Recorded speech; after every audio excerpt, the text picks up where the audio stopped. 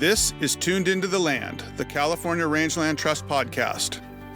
Here, we will dig into a variety of topics with the partners, conservationists, and ranchers who demonstrate every day, through their words and actions, the importance of conserving California's working lands.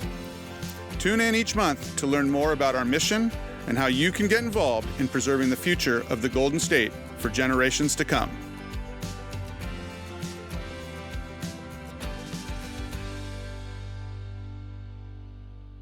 Welcome to another episode of Tuned Into the Land. I am your host, CEO of the California Rangeland Trust, Michael Delbar.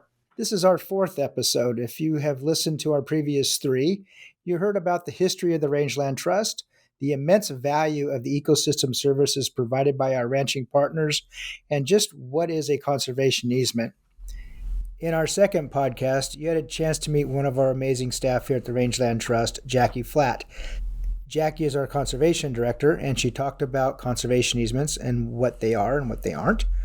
This time, I get to introduce you to another amazing staff member, Shannon Foucault. Shannon is our development director, and Shannon is here with us today. Hello, nice to be here.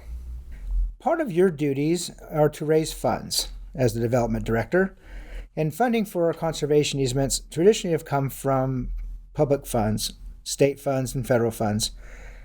However, we're doing more and more projects that count on support from the private sector. Shannon, can you tell us what role the private sector funding plays in accomplishing our goal? Yes, of course. So private funding is a fairly new program to the organization. As you said, we did for a long time rely and still get most of our funding from government agencies that support conservation work. But a few years ago, the organization wanted to, look at what are our other options for helping to advance our core mission. So we started a program called Adopted Projects that would give our community the opportunity to be involved directly in our conservation efforts.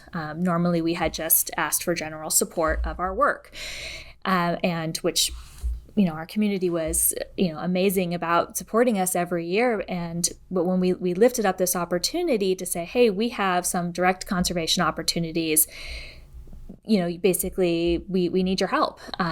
And so we're building this program for those opportunities, to conserve that may not have been a high priority for, the government agencies. Either the projects were too small or, didn't have the development pressures.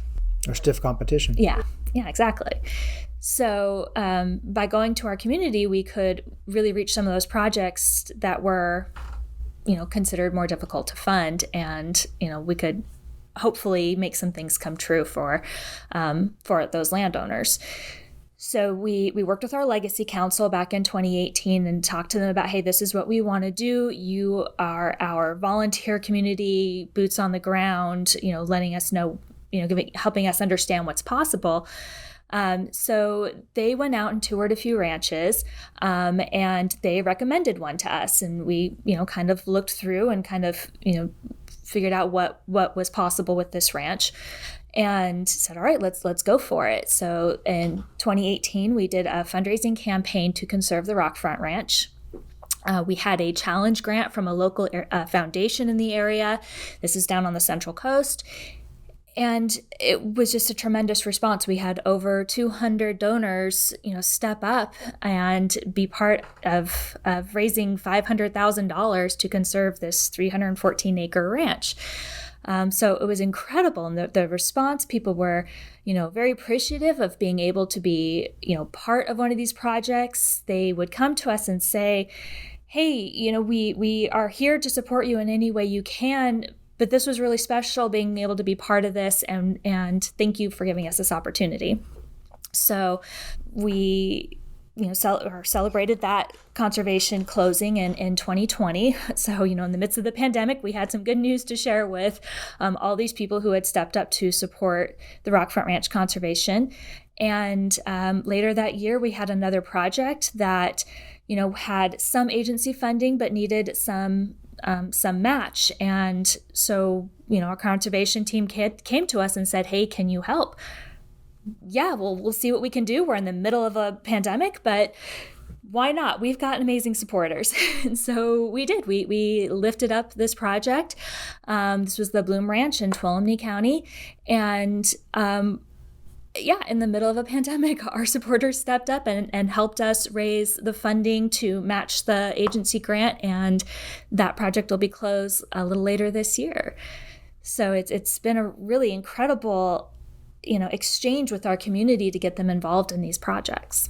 We actually have a third one that we did some private fundraising for at our big gala in October, and that was the Bufford Ranch in Kern County. A new amendment to that easement, adding on some additional acreage, and the community came together in one night and made that project happen. That is an incredible show of support. So the Rockfront Ranch is a neighbor to the Spanish Ranch in the Cuyama Valley. We've now recently embarked on our fourth adopted project, and that is the Spanish Ranch. What similarities do you see between the fundraising effort between the Spanish Ranch and the Rockfront Ranch? So the Spanish Ranch was actually one of the ranches that the Legacy Council visited back in 2017 when we were initially looking at the Adopted Project program. And they visited Spanish Ranch alongside Rockfront. And then ultimately, because it was our first time out, and Rockfront is a 314 acre, whereas the Spanish Ranch is over 5,000 acres, so it's a much bigger project. A lot more funds needed to be raised for Spanish Ranch, and so we kind of needed to see what was possible first. So that's why we started with the Rockfront. I mean, the Cuyama Valley is such an incredible area. These ranches stand on either end of the valley, Rockfront at the western end, Spanish at the eastern, and Highway 166 going through the middle. So it's highly trafficked by people, headed from, Ojai and Ventura and Los Angeles and a lot of that kind of region out towards the coast. So it gets a lot of traffic. But at the same time, it's a really important migratory corridor for a lot of wildlife species. And it's also a really important agricultural corridor and a deep history, of people's throughout California's, timeline. And there's so much in the Cuyama Valley. And so we kind of looked at this opportunity where we can, conserve, help work with these ranching partners to conserve some really valuable lands in this area. So we decided to start with the Rockfront. Already described what a tremendous success that was. And now we've, been working with our conservation team and have the opportunity now to raise some matching funds to some agency grants that they are starting to get for that project. So this time we are trying to raise $1 million to help provide that match. And we started with some area foundations and said, hey, here's the opportunity in front of us. Would love for you to be a part of it.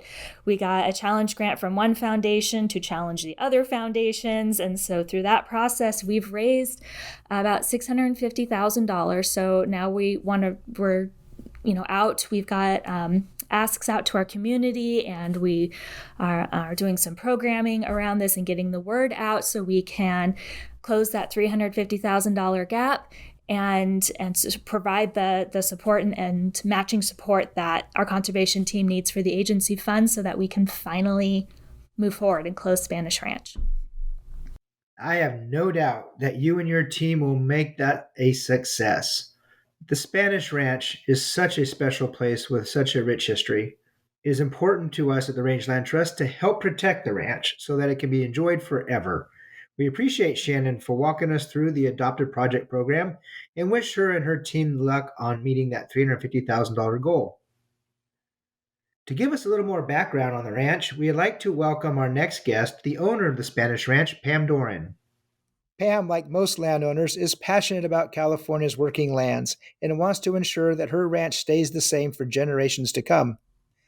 Between the rich history dating back to the Spanish land grants and the overall diversity of this beautiful property, we here at the Rangeland Trust are excited to play a role in its conservation.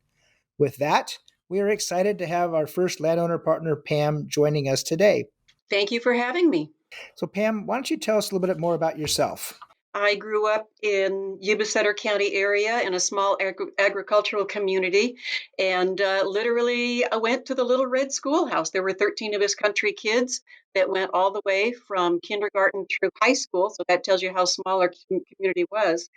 And I come from a long family of farmers, but no animals. And my family originally came to California in 1855.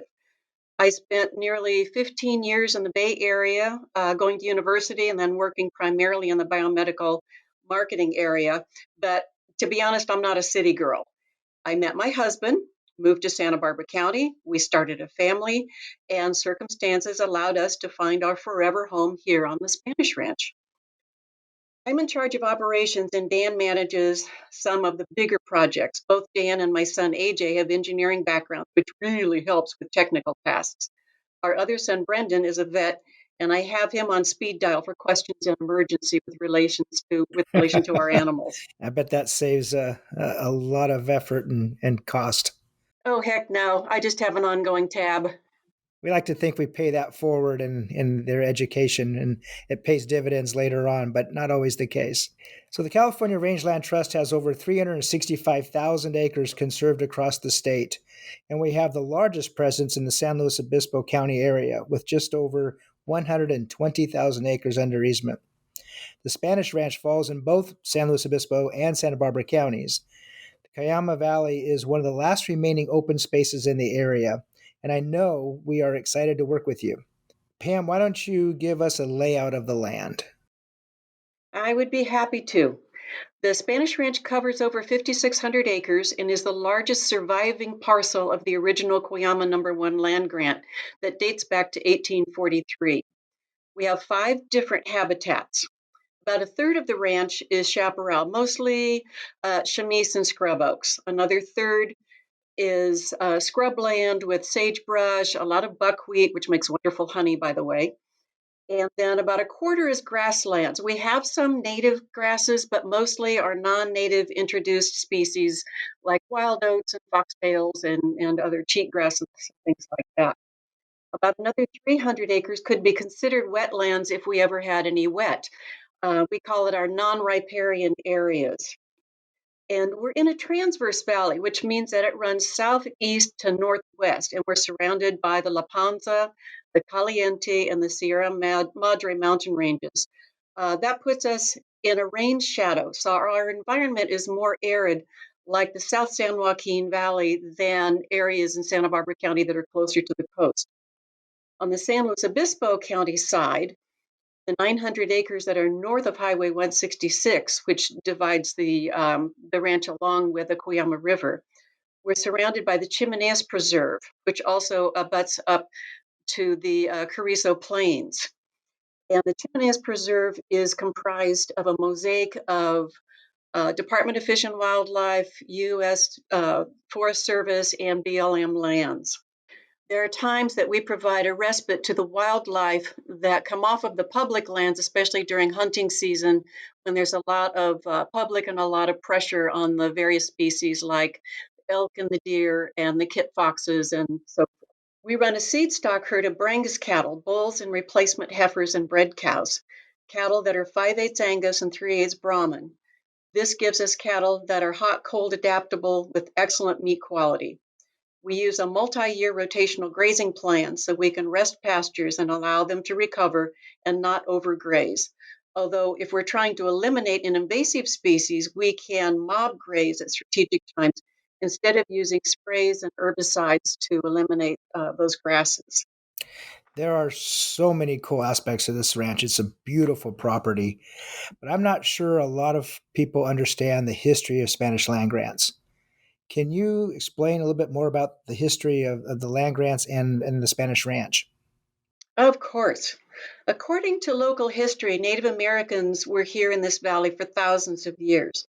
The Inland Chumash Rancheria was actually on the Spanish Ranch because of the springs and the river and the resources there.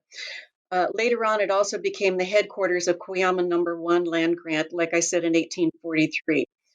The property was sold in 1846. The original owner, Mr. Rojo, he died, and his wife sold the property into the Arena family. And they actually owned the property for over 150 years, which is truly remarkable for a family to have this property for such a long time. We've now been here nearly 25 years. The Spanish Ranch is the northernmost of all the Santa Barbara County land grants.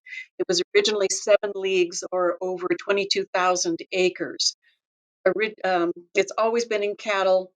Cowboys and vaqueros were outdoors until the 1870s when the adobe was built, and then modification improvements were made in the 1920s and 1930s.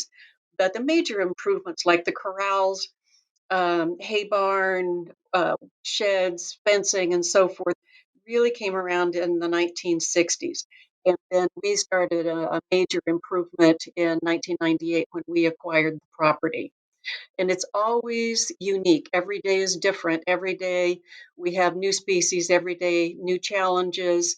But the idea is to be able to continue to keep this as open space, and all of the projects that we do, whether it's improving the water system, whether it's creating fencing that is wildlife friendly, everything has to look forward to preservation, the conservation of the property long term, not only for our cattle operation, but also for the wildlife and all the species that call this home. This ranch has tremendous value in its history and in the environment, but it also has a tremendous community value and resource. Can you explain to us how the Spanish Ranch serves as a community resource and a gathering place? Oh, we have had so much fun. Probably the best part is dealing with the kids. Um, we've had 4-H retreats. We did 9 years of 4-H play days where we would have groups, as many as 100 people come out, and we covered everything from animal nutrition. We hosted an overnighter for the high 4-H kids so that they could work with animals. Especially, we would try to pick some that were a little ornery, so they would be tested. And we're able to teach them if they could get through this, then the fair was going to be a piece of cake. And it was just such a learning experience, not only for the kids, but for ourselves. Um, we've also been a home for 4-H clubs that haven't had the money to spend on a hotel room during the fair. They were able to come out and stay with us and kind of camp out during that week. We have done hunting dog tryots. We consistently have horseback riding groups, which part of their fee for coming, they get to listen to my spiel on the ranch and its history and the species that we try to preserve and care for here, as well as using our rotational grazing and hopefully long-term make improvements on the property. We've had Rotary and Kiwanis and other community group tours. Ag in the classroom. Boy, that was really fun. We get the 3rd graders from Cuyama Elementary, and we hike up behind the house where they can look over the property, and we can talk to them about what the land looked like 500 years ago or 100 years ago, and how their education at the local school impacts what they do long term. We've had tours and dinners donated as fundraisers, Santa Barbara County Cattlewomen. We've done Beef Association field days, hiking groups. Oh my gosh, I could just go on and on, but every group is different, and we just have so much fun. Those are amazing experiences for folks. We have a number of ranch tours that we've done in the past, bringing out youth, their parents, families, and getting folks out onto the land is such a great experience for some folks. I've never left the confines of the urban area, and to get them out on a working ranch where they can see the livestock, see the wildlife, see all those benefits that are provided by these working ranches is so impressive to them. And we hear constantly how those experiences have really impacted them going forward in their lives. And so what a special place to be able to do that on the Spanish Ranch. In fact, we're going to do a tour on the Spanish Ranch coming up. And we look forward to it. So, what brought you to the California Rangeland Trust? You've been involved with us for quite a while. You are a very active community leader. What draws you to this organization?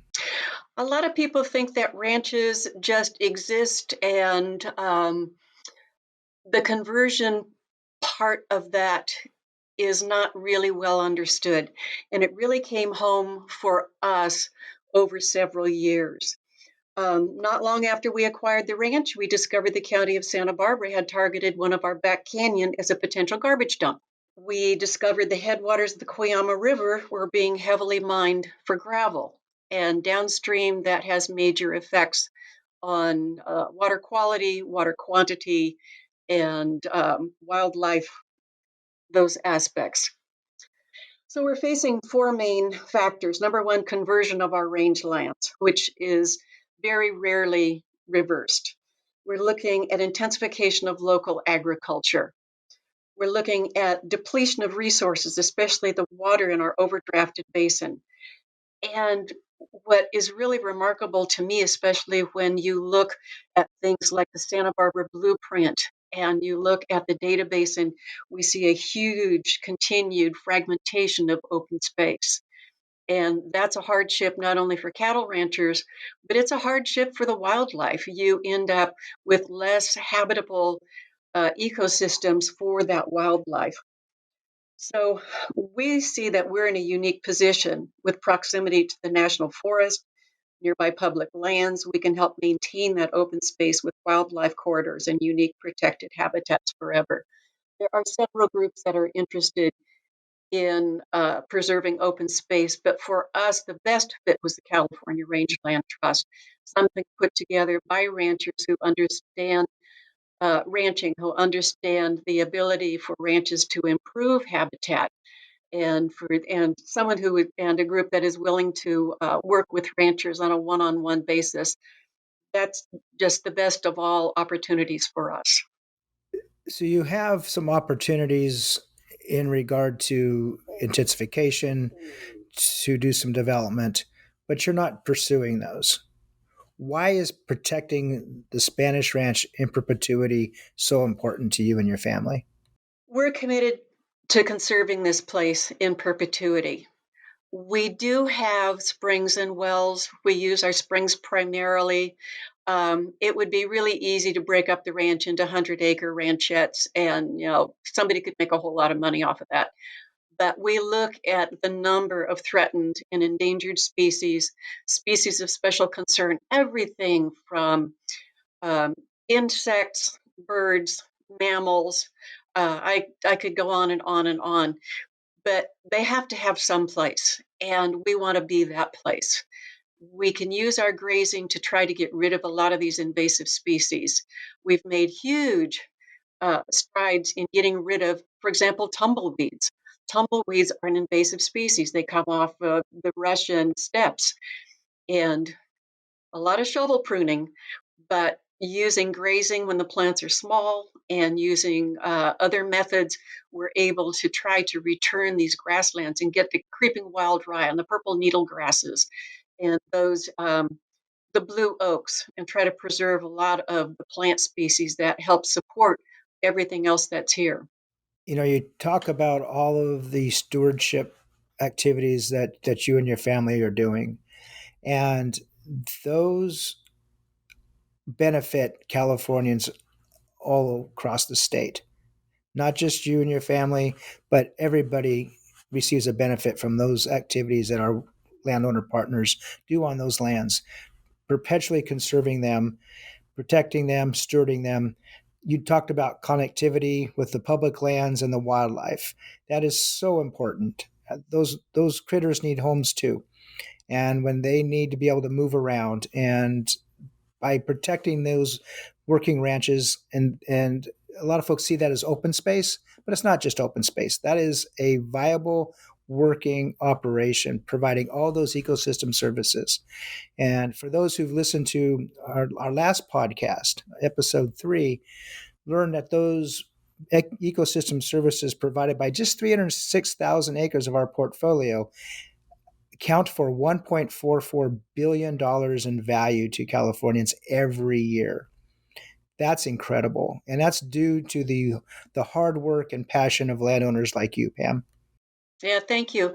One thing I'd like to point out is that open space, benign neglect is not management. And a lot of these spaces require constant observation and active management to maintain water, to watch over these invasive species that come in and take over, to make sure that we serve as an example to other ranches and other areas. And these activities involve a lot of public parks and other areas state parks that are realizing that we can use grazing and livestock management to improve the overall land health, carbon sequestration, better ground cover, better diversity of species in all of our areas. That's absolutely right. And it's amazing, despite all of the impacts that we've seen in California over the last number of years in terms of just wildfires alone, that there are still folks that don't understand the importance of grazing as a management tool, not just for the health of those soils and the health of those grasslands, but the carbon sequestration that improves, as well as the wildfire fuel management. It is such a valuable tool. Yep. Where else can you take an animal and convert vegetation, grasses, into a safe, affordable, and healthy food product? It's an amazing tool, and we really need to do more as a state to expand grazing into those areas of our public lands. Well, Pam, thank you for taking the time today and joining us for this podcast. We are really looking forward to seeing you on May 21st on the tour of the Spanish Ranch. For folks listening that are interested in seeing the Spanish Ranch themselves and going on this tour, visit our website, rangelandtrust.org, for more information on that tour. Thank you, Pam. Good to see you. Thank you, Michael, and I look forward to having everyone out on the land. We hope you've enjoyed hearing about the amazing Spanish Ranch. If you'd like to play a role in helping protect this ranch forever, please check out our website, www.rangelandtrust.org, where you can play a part in protecting the Spanish Ranch forever. Next month is Wildfire Prevention Month, so we'll be joined by Dan Macon. Dan is the Livestock and Natural Resources Advisor for the UC Cooperative Extension, covering the counties of Placer, Nevada, Sutter, and Yuba. Dan will discuss targeted grazing and how to better protect the land during this fire season. Be sure to follow us wherever you listen to your podcasts. Hit that subscribe button so you'll be notified when the next episode of Tuned In to the Land is released. Thank you for joining us.